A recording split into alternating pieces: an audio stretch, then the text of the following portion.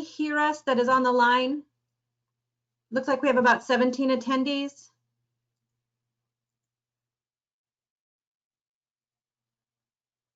If you can just signal, if you're unable to hear us, just pop a message in the chat bar, and we'll assume for now that you're able to hear or see the presenters on screen here today. So on behalf of the United Tribes of Bristol Bay and the Bristol Bay Development Fund, today's webinar is an opportunity for businesses across the region, and perhaps some of those that are located outside the region, to hear and to navigate some of the resources that are available through the recent CARES Act, and identify how best to access those, learn about the substance of those resources, and ask questions. So at this point, I'm going to turn it over to John Bittner, who's with the Executive Director with the Small Business Development Center. If you have questions, feel free to ask those. We'll check in periodically throughout the webinar. Also, if you'd like to just put them in the chat bar, and that's a place for you to do that too, and we'll respond or react to those questions as they surface too. So without further ado, take it away, John. Thank you. Thank you so much. Are they going to be able to see my presentation, or should I just? Let me see. Oh, it says to show my screen. I think I this may work out. Okay, do you have the, okay, there we go. It's on screen. Perfect. All right. Thank you so much, and thanks for bearing with us while we get all this sorted out. I have learned something about myself over the the period of this COVID-19 emergency, and that is I am terrible at video conferencing. So I know that Nolan has a hard stop at 4, and he's got some great information for you. So I'm gonna tear through these kind of fast. The good news is I'm happy to share this presentation with you. I believe that Cindy and Ashlyn have a copy. If not, I'm happy to send it to you myself.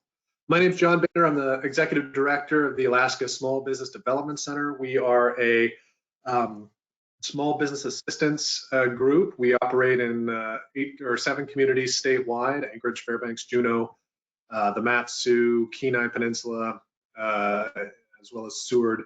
We also have a dedicated staff specific to all the communities that we don't have a physical location in, our rural coordinator. About 9 different business advisors service the entire state of Alaska. It's not a lot, but they have gotten very good at what they do, and they are excellent at sort of processing folks and taking them through some of the complicated aspects of owning a business. Right now, as you can probably imagine, as I'm sure you're seeing in your community,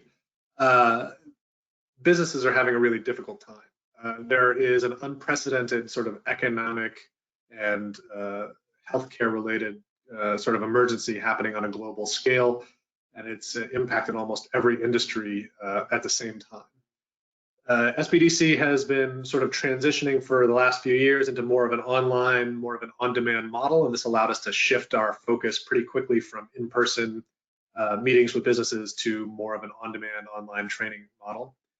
We've developed a web page off of our aksbdc.org website, COVID-19, and this is where you can find a lot of training, tutorials, how-to guides, walkthroughs on several of the financial programs that I'm going to talk to you about here in just a second, as well as access to updates, news. Things are changing extremely rapidly. Actually, so I submitted this PowerPoint yesterday afternoon, and already the data in it and some of the information in it is a little outdated. That's how fast things are moving and how much change is happening in a lot of these programs. One of the things that I will suggest beyond reaching out to the SBDC and beyond checking out our webpage, every day at 2 p.m., we actually have partnered with the Small Business Administration to provide a daily briefing. And this is an opportunity for businesses and nonprofits to call in or join the webinar and ask their questions in real time to industry experts, both locally and nationally. We bring in people from the IRS, people from Department of Labor to talk about unemployment insurance, lawyers, accountants, you name it. We try to provide people that have answers to the most commonly asked questions that we're seeing so that we can help get the information out to as many people as possible. And if you go to the website there, you can find a link to joining those every day at 2. So let's talk a little bit about what programs are out there to help small businesses. I'm sure a lot of you have heard about the Paycheck Protection Program. This was created through the CARES Act a few weeks back. It was part of one of the largest relief bills, peacetime relief bills that the U.S. Congress has ever passed. in that bill, they had $364 billion set aside specifically for the Paycheck Protection Program, or the PPP. And that program is basically created through the CARES Act. It's a new program, and it was wildly successful in terms of being able to deploy a massive amount of funding in a very short period of time. Over 1.6 million individual loans were made through 5,000 lenders. This program, you go through a SBA-approved 7A lender to get access to the funds. And 74% of the loans, the total 1.6 million loans, were for amounts under $150,000. Why is that important? That indicates that the vast majority of these loans, 3 out of every 4, were to small businesses.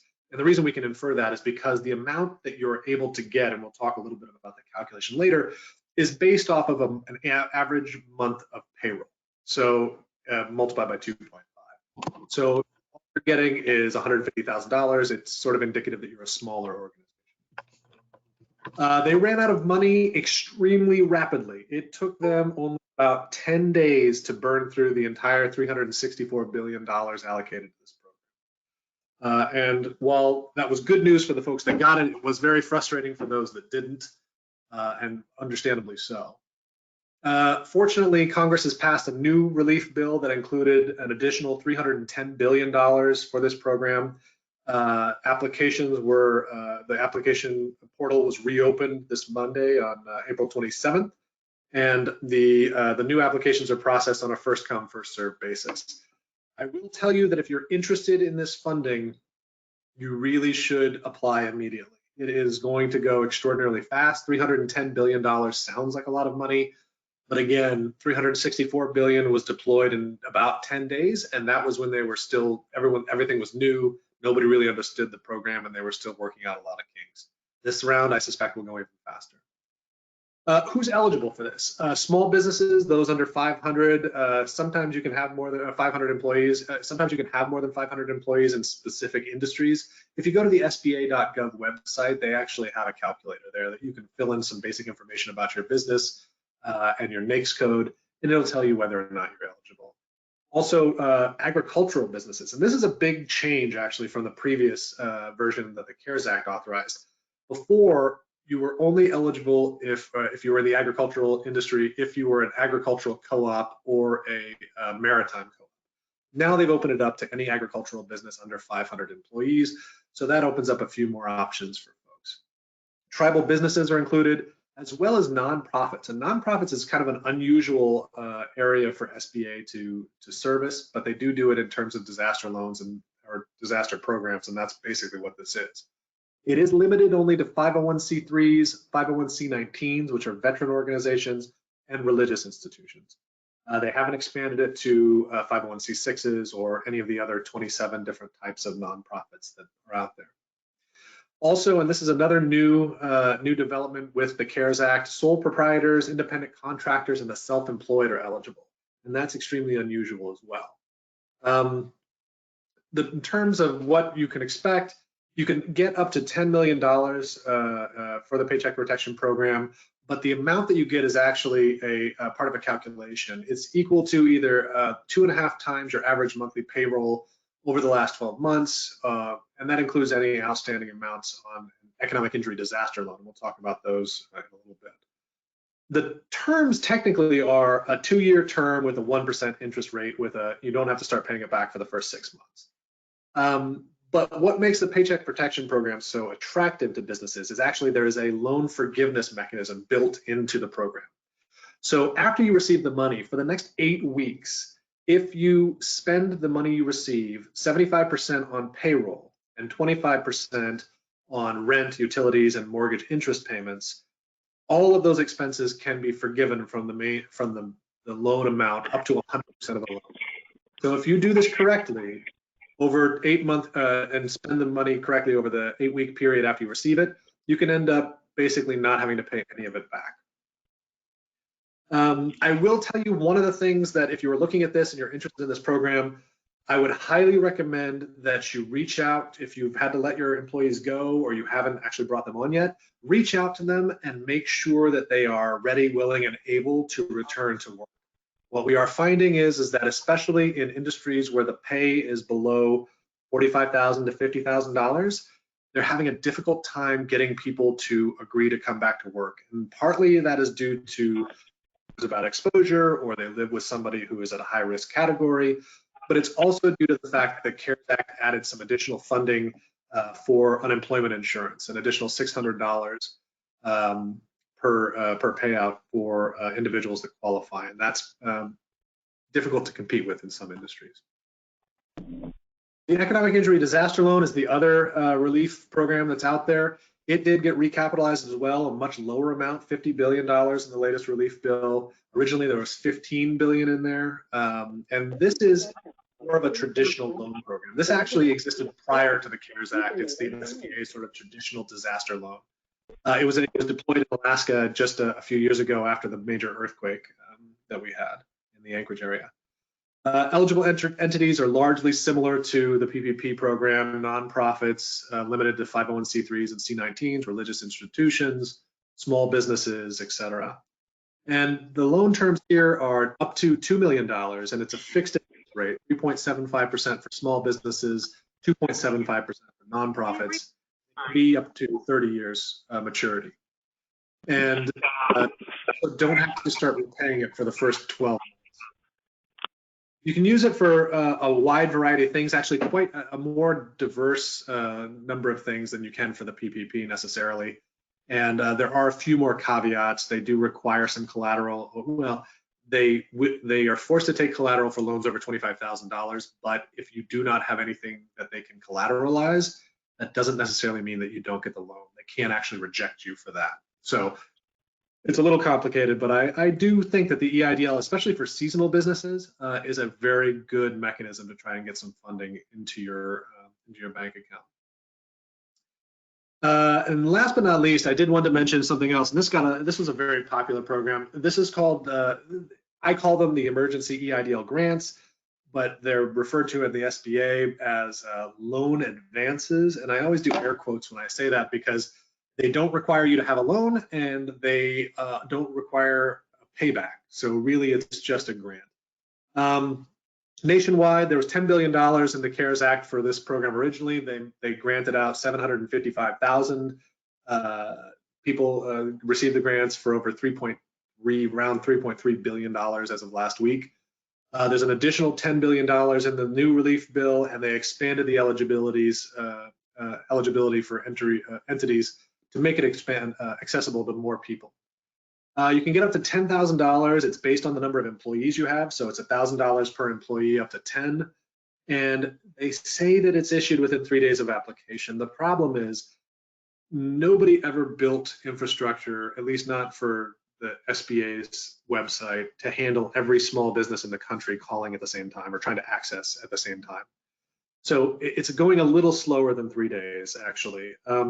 We've heard that people who applied to the first round for these grants have started receiving their payments about a week to 2 weeks ago. So there was a bit of a lag in processing. I'm hopeful it'll be faster this time around, but don't be surprised if 3 days goes by and you haven't received your funding. The webinar will begin shortly. Please remain on the line. I want to talk a little bit about how the money was allocated. There's been a lot of concern about whether or not Alaska got its fair share. I will say that we weren't number one by any means, but we also weren't dead last. Look at the PPP loans in particular. Nationally, about 1.6 million of these loans were made for $364 billion. Alaska received a little over 4,800 loans for about $900 million. And that seems low when you look at these others. Right? I mean, even Wyoming got more than us. What I like to look at the column on the right, which is the percentage of eligible people.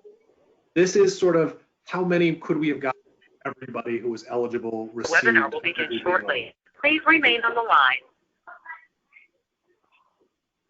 And as you can see, Alaska, over half of the payroll or the employees that were eligible received funding through this program. And when you calculate it like that, downloaded Facebook Messenger on Grandma's phone now, so we can send her stuff that way. Oh, What's that? Sorry. Letter. Somebody, this is Cindy again. Sorry to barge in there, John, but there is perhaps one or two attendees that your audio is on. if you could mute your audio, and you can do that it's a gray sidebar, should appear to your right. Green microphone. Please remain on the line. Click on that green microphone, and that will mute your audio. Thank you. Thanks, Cindy. As you see, Alaska got about 55% of our eligible payroll was covered, and that puts us at about 35th in the nation in terms of achievement on PPP loans. So, you know, I mean, definitely not in the top of the pack, but we're definitely not dead last either.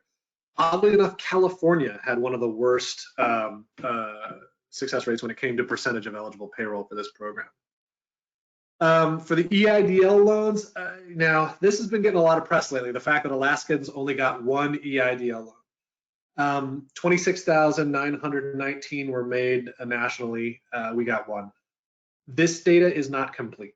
That's the part that's being left out of a lot of these stories. This is only current through 4/19/20, and I can guarantee you SBDC has worked with many clients who have received several $1 million worth of EIDL loans over the last few days. This number is going to go up. We were one of the last states to declare a disaster, so we were one of the last states to get access to these funds, but we are not necessarily this bad at it. This is not an accurate portrayal of how we're going to end up on EIDL loans. And then for the grants, though, we actually did much better. If you look at it, we're pretty much on par with all these other states that I picked out here. Nationally, 755,000 grants were made. Alaska got 1,600 of them, worth $7.4 million. 0.2% of the overall total, but that's in line with Wyoming, North Dakota, Vermont, Montana. We definitely sort of held our own on that. This is the slide where the data has changed between yesterday and today. And this is sort of how the PPP money is being deployed this time around. So as I mentioned, the program went live again on Monday. To give you a feel, this was true as of 1 p.m. Tuesday. As of 3 p.m. today, 960,000 loans have been made for a total of almost $90 billion and over 5,300 lenders participating. So if you think about that, in one day, another $38 billion in loans was approved. So in the first 2 days, it was about 25 billion a day. Next day it's 38 billion. And I think that trajectory is just going to go higher up until the point where they run out of funding for this program, which would put it somewhere at the end of this week, early of next week, where the PPP funds will be expended. I have heard rumors that the SBA is reallocating funds from some of their other loan programs, like the 7A program, and moving it into this program. I have no idea what was left in their FY20 allocation there, but that will stretch the timeline a little bit. Two interesting things about the way that they allocated the PPP funds this time around. One is that they had set aside a significant portion, about $30 billion, specifically to small lenders and minority lending institutions, so that the smaller entities that they serve can have access to the funds without having to compete with larger companies. All 30 billion of that small lending set aside was spent within 2 days. They represented about 70% of the total loans that were made. The medium lender set aside as of yesterday was about, they had gone through about 10 billion. I believe they've gone through another 10 billion today. So there's only $10 billion left in sort of the mid-sized small business pool. And this is kind of important because what we've heard from the federal delegation is that the odds of another large-scale small business assistance package getting passed in the near future is not great. They're going to focus on an infrastructure package and some healthcare, but it remains to be seen whether or not small businesses will be able to get another shot at these programs in the near future. And that's basically all I have for my presentation. I hope that was informative. I'm assuming we're going to do questions and answers at the end of all the presentations, or should I do that now, Cindy? We can go ahead and take them now. And I don't have any questions in the chat box at this time. Are there questions? Individuals, if you're on the audio or video feature, you can unmute, raise your hand, there we go. Oh, and the hand disappeared. Feel free to ask a question in the chat box or enable your audio feature and ask away.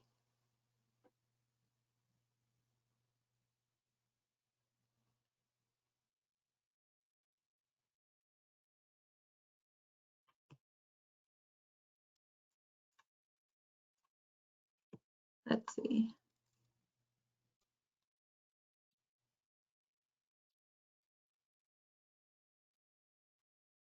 Oh, here we go, John. So if you have received a PP loan, are you eligible for an economic injury disaster loan? Well, that's a great question. And the answer is yes. The one caveat to that is you have to be really careful how you expend the dollars. You have to be very careful about how you sort of separate the funds, because you don't want to use EIDL funds to say pay payroll in the 8-week period after you get a PPP, because that will not be forgiven. So you want to make sure you're using the right pot of funds at the right time, but absolutely. And you can actually use one to fund the other. And I think it's PPP can be used to refinance EIDL. Actually, it'll be rolled into that loan as well, if that's preferable. Okay. The question is, will all of the presenters have a PowerPoint to download? John, do you have an answer for your PowerPoint? I'm happy to send mine out. That's for sure. I can't speak to the other presenters though, but I'm sure. I can't imagine why they. And I have one question. I'm having a hard time understanding the question, but I believe it says this is a matrix marine, and we want to know how are you going to do business. I'm sorry. Ask that question. They may, if you could resubmit your question. I'm unable to interpret it. It reads, this is matrix marine or marine, and we want you to know how you are going to do business. Well, while we wait for a clarification on that, it's possible that they may be asking about sort of the economic future of the state and sort of how people are going to get back to business and what the issues are there, maybe.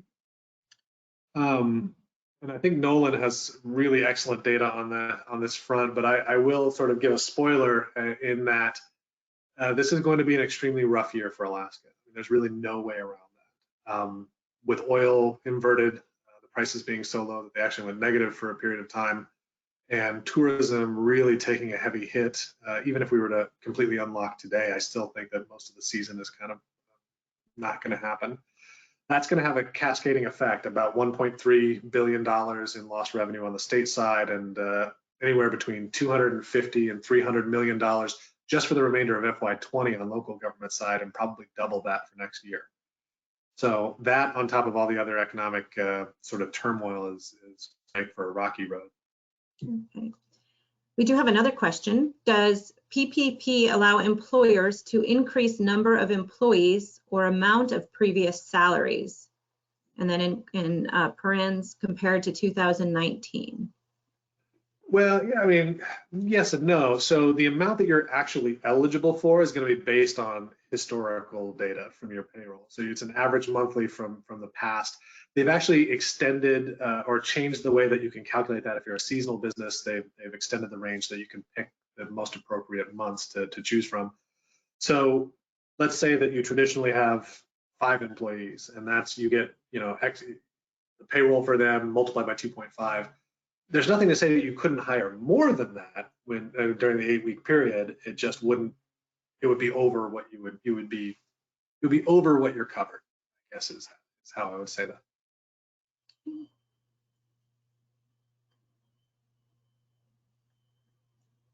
So for the attendees on the line, if you have not reached out to a lender and you're experiencing a barrier to connecting with a lender, there are a number of options, and I'm going to place my email in the chat box so that you can reach out and we can talk one-to-one about the available resources or available lenders based on your business type and availability here in Alaska. There are lenders outside of Alaska that are taking non-customer applications too.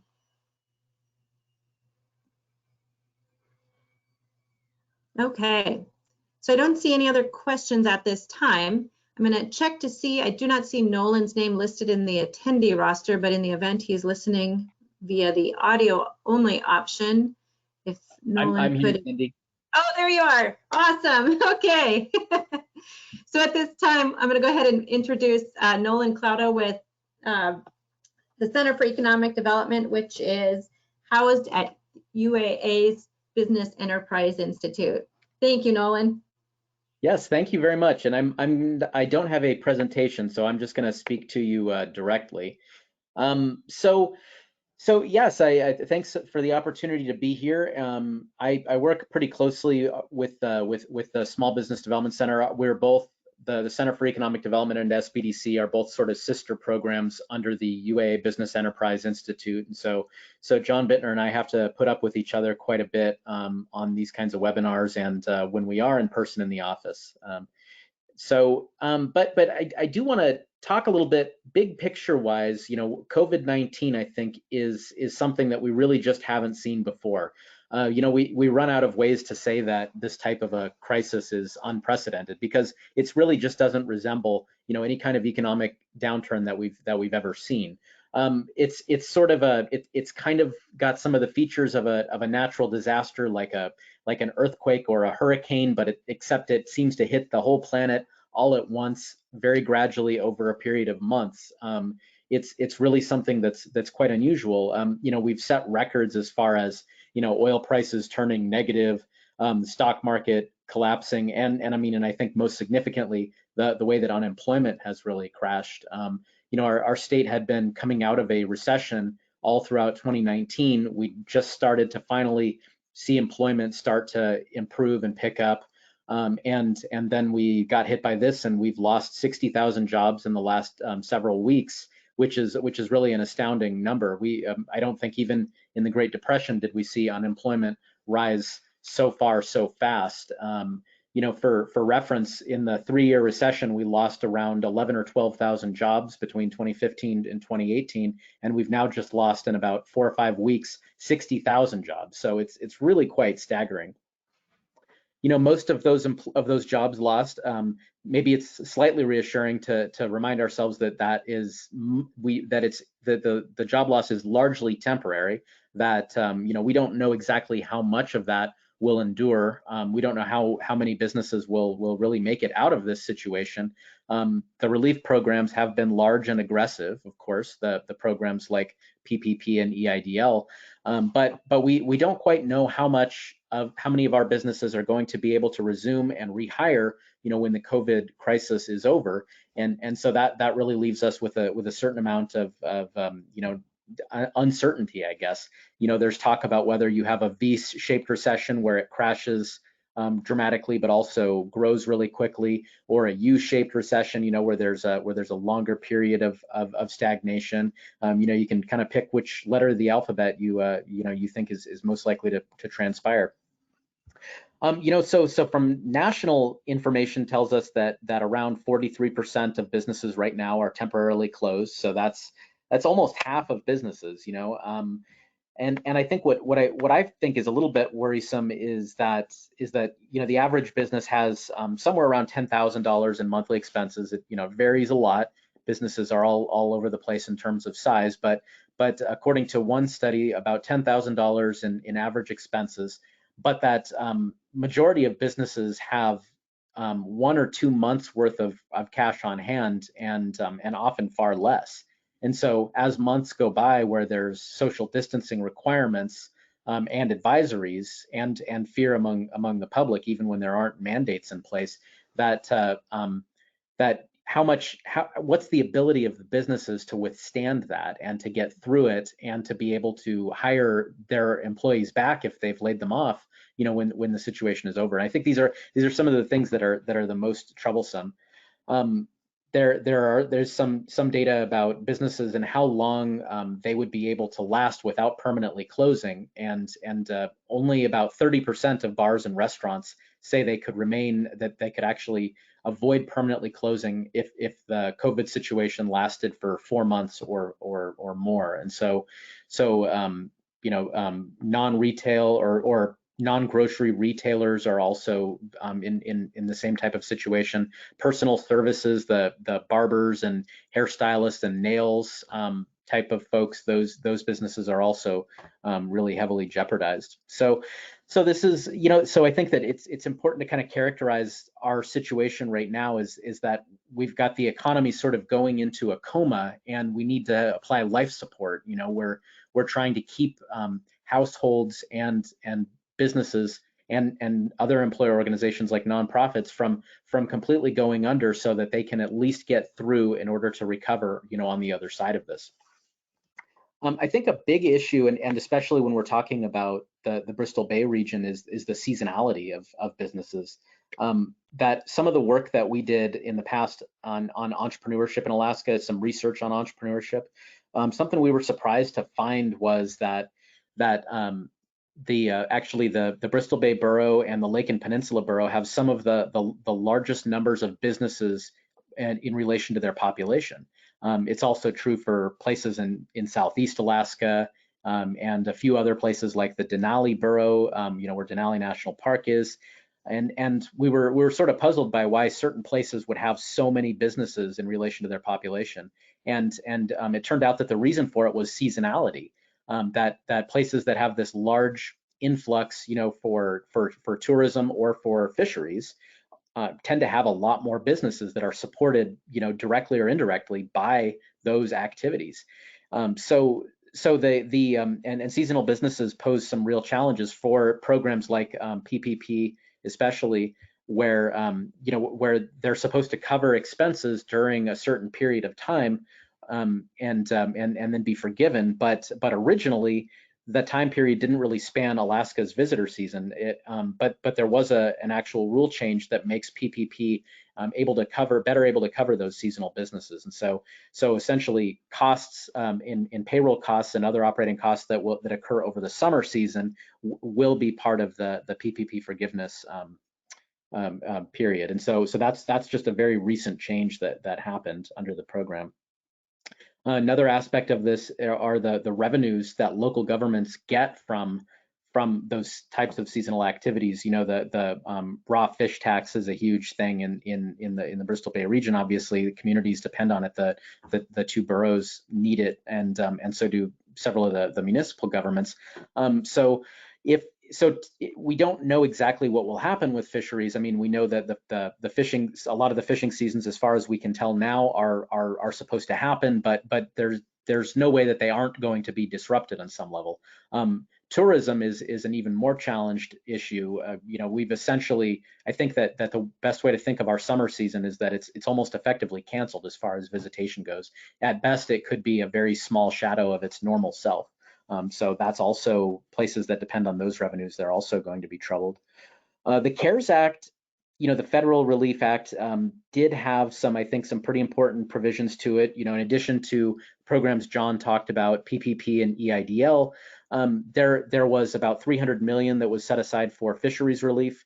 That is not a huge amount of money. That's for the whole country. So 300 million doesn't really go that far when you're talking about the Alaska fisheries, which are of course huge, but you've got fisheries on the East Coast and the Gulf Coast that are also vying for that same money. The congressional delegation did put some effort into including fisheries-related businesses for eligibility in PPP. I don't know how easy it is for fisheries folks to access those programs, but there was that intent there. Something else to mention is that there are other grant programs, some of the grant programs that many of your organizations may be familiar with already, that a lot of tribal organizations utilize through the Economic Development Administration.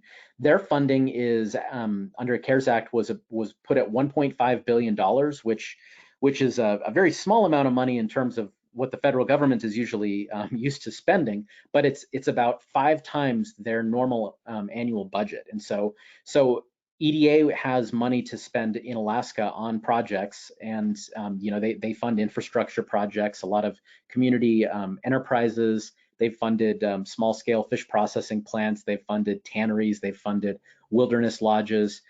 So EDA is going to be looking very actively for projects, and I think that if any of your communities have that interest, that they are one viable funding source, a very viable funding source. The Community Development Block Grant Program that is run through Housing and Urban Development provides grant funding that's pretty eligible for all kinds of uses for community infrastructure, workforce programs, housing programs, and that program was expanded quite a bit too, to about $5 billion. And there are some programs that, some pieces of that are allowed to go directly to tribes. Most of it in Alaska goes through the state. So that program will have a lot more funding in it. USDA Rural Development that funds a lot of rural infrastructure and rural business development and broadband and telemedicine for healthcare and e-learning. They also saw some funding increases, and so those are all funding streams that may have some impact on the Bristol Bay region and in Alaska more generally. The CARES Act does include $8 billion for tribes and Alaska Native corporations, and that's, you know, there's a lot of politics around that at the national level, you know, that I can't really speak to, that are going to hold up that funding, but it ultimately is there and should go to relief for tribes and Native corporations. The last thing, I know we're a little bit time constrained, so I'll really quickly go through. The state of Alaska also received about $1.25 billion in CARES funding. That one provision in the act that enables funding directly to states and local governments, and that money is you know, going to be split up various ways. The largest portion of it is going to relief for local governments, so about $562 million, according to what the governor wants. And there's still some wrangling between the governor and the legislature on how this money gets spent. But the largest share of it will go to local government relief. So some of those same communities that are impacted by fisheries tax, if that falls, and also by new expenses that they had to take on in response to COVID, should be able to receive some of that funding. But also that there's $300 million, at least that the governor wants, set aside for small business relief. And originally they had said that they wanted that to go towards loan programs for businesses, but they have now pivoted and are saying that that is actually probably going to be put into grants for small businesses.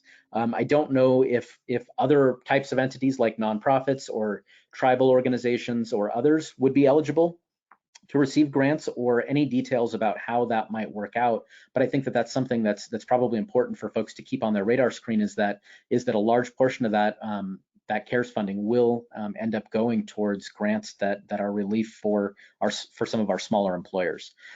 So, you know, as far as what lies ahead, I think the economy is going to open, you know, very gradually and in phases, and I think we may have subsequent waves of infection that cause more kind of clampdowns again. And so I think that for that one question that was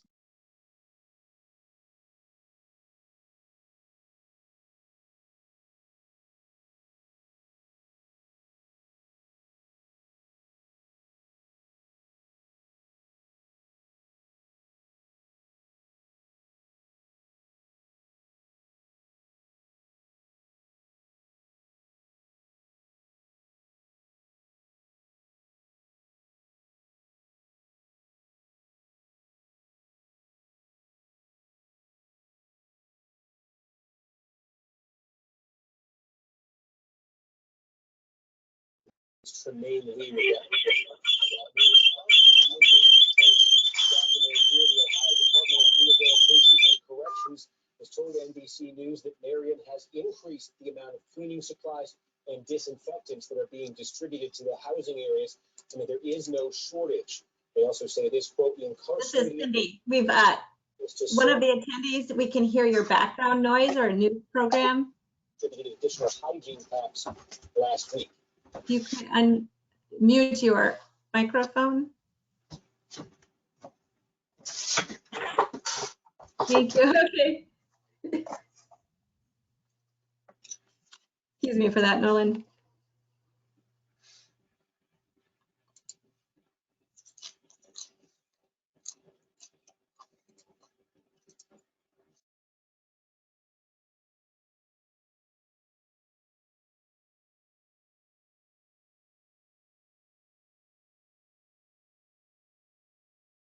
Can you hear us, Nolan? Okay. I can't, yeah, we can't hear you.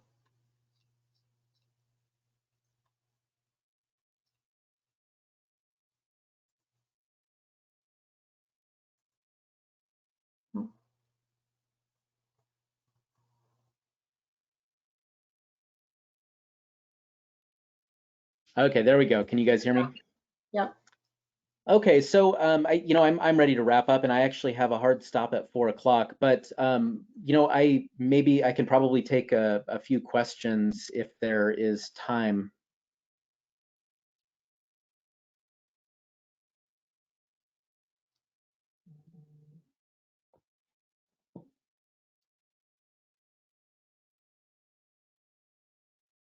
Are there any questions from the audience?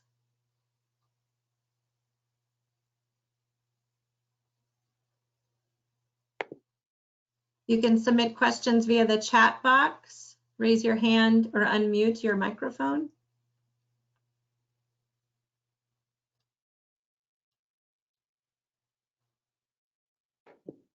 So I'm not seeing any Nolan or any further questions for John. So I think with that, if any questions surface between now and the conclusion of the presentation, I'll certainly reach out and respond and post those questions back to Bristol Bay Development Fund's Facebook page, and United Tribes of Bristol Bay can also assist in the outreach for questions too.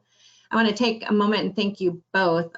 This has been an extraordinary circumstance, and you and John have both reached out and provided the support and navigation to these resources on a yeoman's level. So with that, I'm very grateful. For those that are listening, again, if you have any questions, need assistance navigating the economic relief resources available to you, feel free to reach out to Bristol Bay Development Fund, United Tribes of Bristol Bay.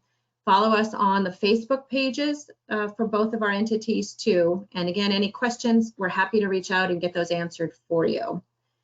Thank you for your attendance today. And we wish everyone good health and good care of your families. Thank you. Thank you.